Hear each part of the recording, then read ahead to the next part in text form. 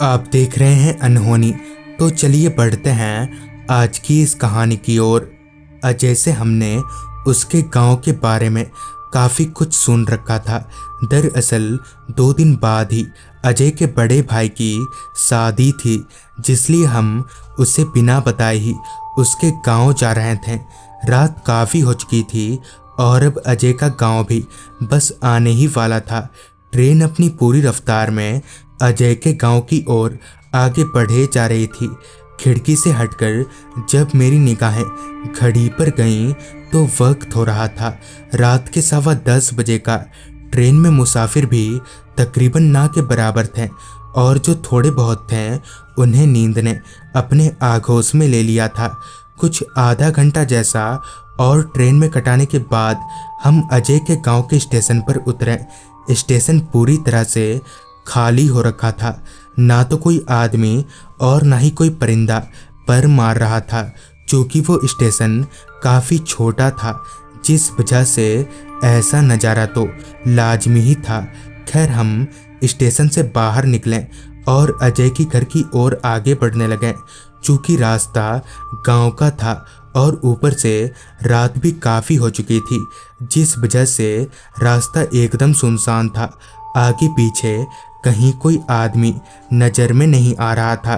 खैर, हमें अजय का घर तो मालूम ही था, जिस कारण हम आगे बढ़ते रहे। अभी हम चल ही रहे थे कि अचानक ही मौसम बिगड़ने लगा और आसमान में बिजली चमकने लगी। मौसम को मद्देनज़र रखते हुए हमने अपने चलने की रफ्तार और बढ़ा दी। बीच बीच में गरजते बादल हमारी दिल की धड़कनों को और भी बढ़ा दे रहे थे। अभी हम दोनों चल ही रहे थे कि तभी अचानक ही बारिश शुरू हो गई, जिस वजह से बारिश से बचने के लिए हम कोई जगह ढूंढने लगे, मगर हमें कोई जगह नहीं दिख रही थी। लिहाजा हम लाचार होकर आगे बढ़ते रहे। अभी हम 2 कदम आगे बढ़े ही थे कि तभी रोड के किनारे पर हमें एक बड़ा सा घर दिखाई दिया। लिहाजा हम खुद को बारिश से बचाने के लिए बिना कुछ सोचे समझे उस घर के भीतर चले गए। बाहर से वो घर जितना गंदा लग रहा था, अंदर से उससे भी ज़्यादा गंदा था। चारों तरफ धूल की मोटी परत जमी हुई थी। लाइट का जरिया तो दूर, कोई इंसान तलक भी नज़र नहीं आ रहा था। खैर, हमें तो सिर्फ बारिश से बचना था, जिस वजह से हम चुपचाप घर के भीतर खड़े रहें। और ऊपर से एक अचरज वाली बात तो ये थी कि घर का मेन दरवाज़ा भी खुला हुआ था। खैर, हमने अपने अपने फ़ोन की फ्लैशलाइट जलाई। अभी हम फ्लैशलाइट घुमाकर इधर उधर देख ही रहे थे कि इतने में ही हमें किसी के कदमों की आहट सुनाई दी। हमने जब पीछे पलटा तो पाया कि एक बूढ़ा आदमी है जो चलते हुए हमारी तरफ ही आ रहा है। फिर उस आदमी ने हमारे पास आकर कहा, तुम्हें ठंड लग रही होगी, रुको मैं आग जला देता हूँ। इतना कहकर उसने कुछ लकड़ियों को इकट्ठा किया और आग जला दिया। आग की गर्मी से हमें थोड़ी राहत मिली।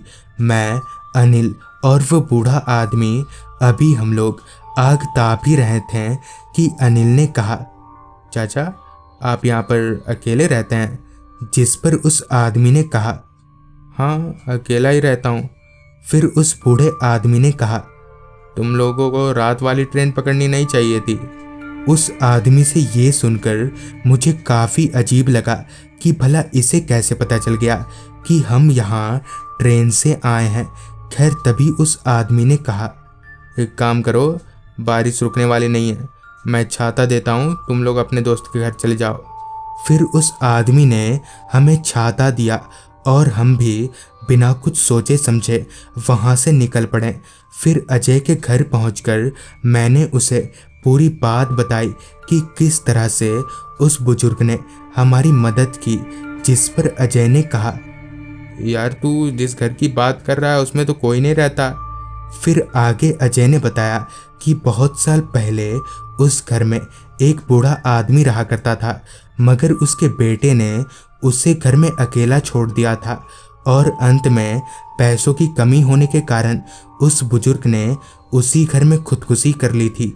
तब से उसकी आत्मा वहीं पर भटकती है और गांव का कोई आदमी उस घर में नहीं जाता।